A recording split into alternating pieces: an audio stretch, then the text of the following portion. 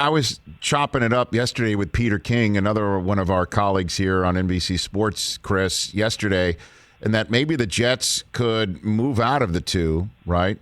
Right. And, let's just say, just throw out the Eagles, for instance, because, they have a history of moving up to number 2 to take a quarterback, but they did it, they hopped a couple of times. They made a trade with Miami to then eventually leap up to go get Wentz at number 2.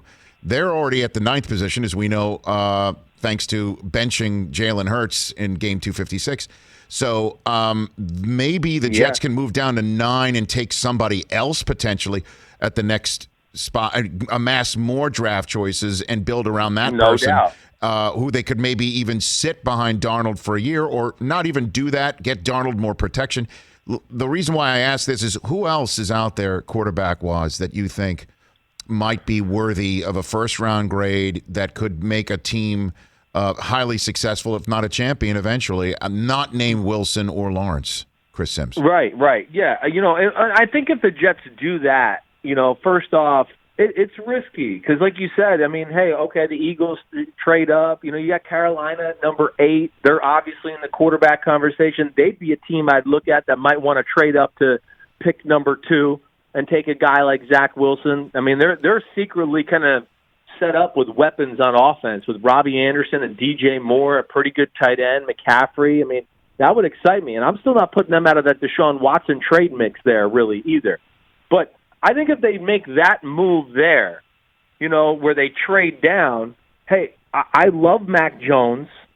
I'm the one I put my neck out there more than any. Forget Zach Wilson over Trevor Lawrence, is Kellen Mond.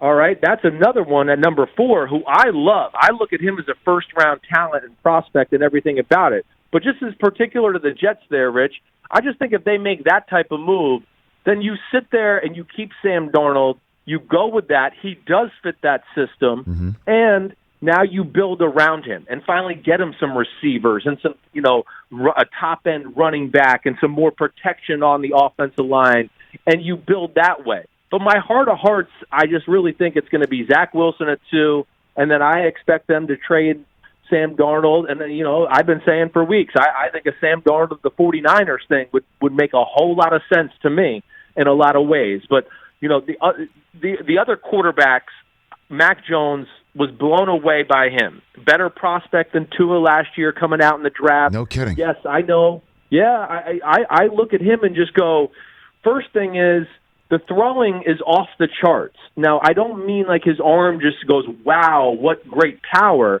but it has plenty of power. It's more power than Joe Burrow had last year coming out in the draft. And just like Burrow, I've never seen a guy who can go through reads and process information at this college level since I've been involved in this side of the business. That's where I'm blown away. And, I know everybody talks about the athletic stuff and, I wish he was a little faster, but I don't watch the film and go, oh my gosh, he's in quicksand. This guy, he's a liability. He can't move. He has incredible feet in the pocket, and he can run for 6 and 7 when you need him to in the NFL. So he is a guy I look at that I would think would be very much in play for Carolina at number 8, and I think is certainly a top 10, top 12 draft pick in the NFL draft. Hey, you watched all the way to the end. Thanks for that. Watch more right here.